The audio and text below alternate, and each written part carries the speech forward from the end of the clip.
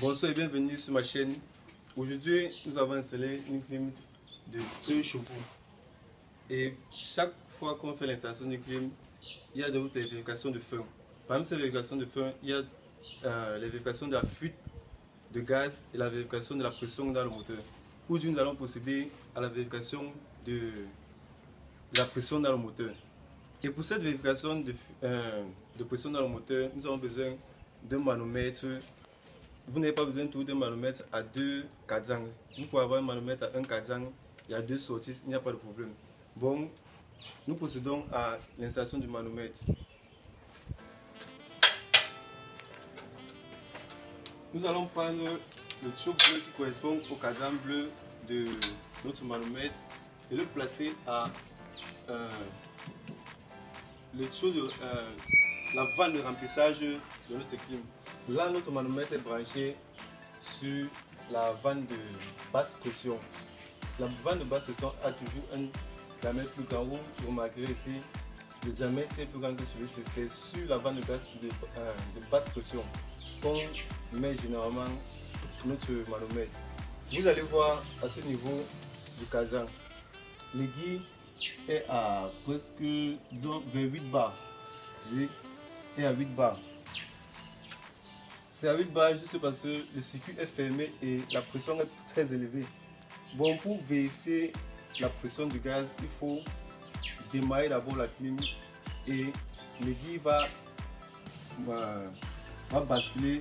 Pour les clims de 2 chevaux, généralement, et le gaz R22, si tu prends le gaz R22, la pression généralement est dans les 3,5 à 4 bars.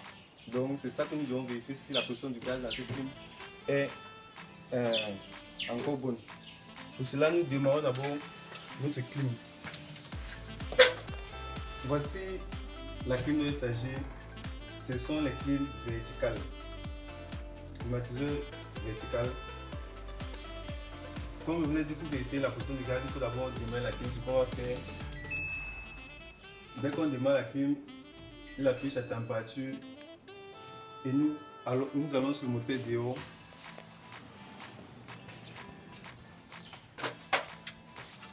Actuellement, le moteur en lui-même n'a pas encore démarré parce que dans le cycle de fonctionnement du moteur, de la clim, il y a des moments d'arrêt du moteur. Donc actuellement, le moteur n'a pas encore démarré, donc nous ne pouvons pas encore voir la pression puisque le gaz ne circule pas encore.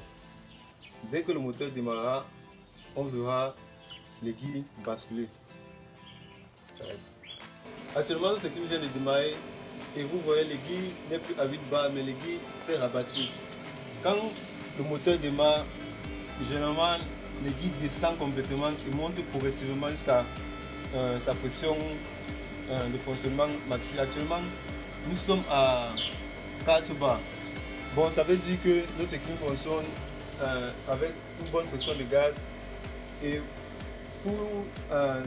quand vous allez vouloir faire cette vérification, vous allez aller à l'intérieur, vous allez vous-même sentir la fraîcheur puisque le gaz R22 a une fraîcheur, c'est ça qui procure cette fraîcheur dans la salle.